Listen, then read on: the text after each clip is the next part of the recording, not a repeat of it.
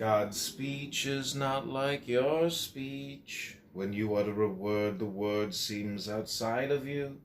But there is nothing outside of God, and no place is empty of him. Even when God speaks and words become worlds, the absolute union of God and creation is unbroken, and hence God has not changed. As breath is veiled in sound becoming word to a listener, so God's light is veiled in form becoming creation to the created.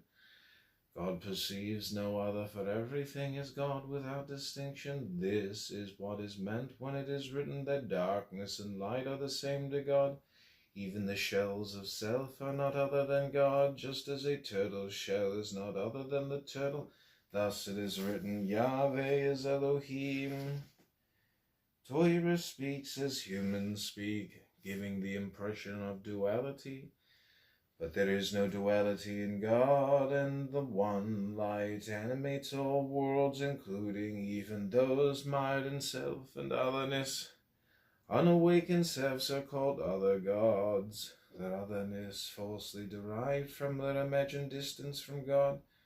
Perceiving nothing but themselves, they proclaim themselves gods, saying, I am, and there is nothing besides me. Thus arrogance is the heart of idolatry, but arrogance is rooted in delusion, for there is nothing but God. Torah and God are entirely one. Thus, when you are engaged in Torah, both through study and spiritual practice, you and God are one.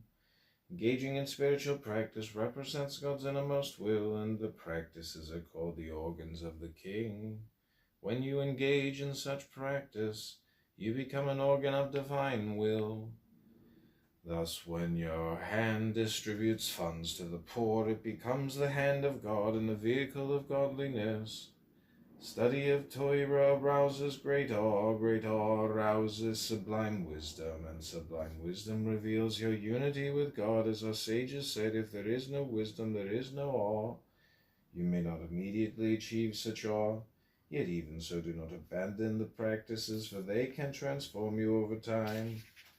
Creation is the interplay of opposites. The highest realm of godliness is balanced by the other side of selfishness, and just as the first reveals unity, the latter reveals diversity. Do not mistake opposites for enemies. The self is not in rebellion against God, but actually serves God. Just as Balaam says, I cannot violate the word of God, so the self cannot violate the will of God. Yet human ignorance can be so